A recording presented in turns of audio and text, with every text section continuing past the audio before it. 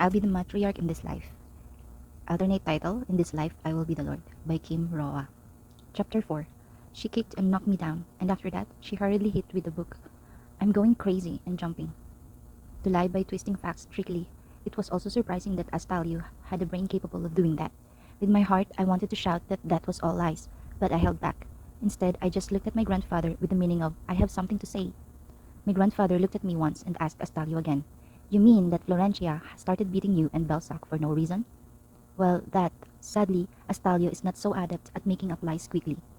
Among Lombardi's line, especially those with a blunt head, might do something physically, but jobs that require knowledge are difficult. Florentia hates us from the beginning. Feeling a sense of crisis, Belsac spoke out loud instead of Astalio. I raised the tail of my mouth silently. Don't interrupt someone else's conversation, Belsac, because it's what Grandpa hates the most. That is why I have been holding on to it without yelling that it's unfair. Where did you learn such despicable manners? Belsac's tears, which have stopped, filled with tears again from rebuke. But he can't even make a whimper about how scared he is. Keep talking, Astalio. It is Astalio who is getting more nervous now. The guy, who couldn't make up the right excuses before now, buried his face in his father's clothes, laurels, and started crying. Well, that was the reaction of the usual children in front of their grandfather. Lulak Lombardi's tremendous charisma sometimes makes even normal adults tremble. Since I was young, I saw my grandfather and other children of Lombardy, so I was okay. Most people didn't even dare to make eye contact. Florentia, as my grandfather called me, I felt my father's hand grasping my shoulder, straining. You tell me. But while asking questions, my grandfather didn't seem to have very high expectations. It was natural. The original me, Florentia, was an exceptionally timid child. That's what I inherited from my father, more so because I was harassed by my cousins like that. But I said, looking straight into my grandfather's eyes, I haven't done anything wrong, even when my son like this now. These. Eventually, great anger broke out from my grandfather. The momentum of bees, who seemed want to chew me at any moment died, and his shoulders shriveled. He couldn't overcome his temper and intervene. A while ago, his son was scolded for doing the same thing. Like father, like son. Keep talking, Grandpa said horribly to me. But I could see that there was something else in those eyes that seemed cold at first glance. I was here waiting for my father, but all of a sudden, Belsac and Astalio came and made fun of me by calling me half-blood, and I told him not to do that, so he hit me. You got hit? Who hit you? Belsac. I did not forget to lift my index finger and point to Belsac, and he called me lowly born and told me to go out to the commoner's village. Even if I didn't see, I knew the expression of my father who listened to me now. It was because the hand on my shoulder was trembling with anger. It could have been a bit of a fuss, but now it was time to tell him how I was being treated. Father, sorry. Please be patient. So did you hit Belsac because of that? No. Then why did you hit him? That's Belsac. I took a small breath and said again and again, That's because Belsac told me you are not Lombardis. Me and my grandfather's brown eyes faced straight. They were plain-looking brown eyes, but I knew they saw so much that the killer couldn't even imagine. That's right, I'm half-blood. My mother wasn't allowed to use Lombardi's name until the end, so I was definitely half right. I had no intention of denying it, but even though I'm half-blood, I'm definitely Lombardi's. My grandfather acknowledged it, Lombardi. In the past, I thought I was incomplete because my mother was a commoner. That's why I was always ignored as a half-blood and my cousins regarded them as beings with half that I would never have. That's why I accepted that it was a worthy event, though I was treated like an employee, not a member of Lombardi. However, when I saw how they running the family, I realized it was painful, that I'm 100 times more worthy of the name Lombardi than those nerds who call themselves Lombardi and shrug their shoulders. The fact that I am no less than anyone else Lombardi. Belsac denied me that, and I wasn't Lombardi, and I can't stand it. He didn't make fun of you, but because he said you weren't Lombardi? Yeah, I nodded and answered. Then deliberately added a word. Grandpa, it meant I'm your granddaughter too. I wanted to say that I deserve to call you grandfather as much as Belsac. And at that moment I saw the faint smile on my grandfather's face, who had been stiff as if angry passed by. Did your knees hurt? At the end of my grandfather's words, I looked down at my knees. Blood was bleeding where it fell.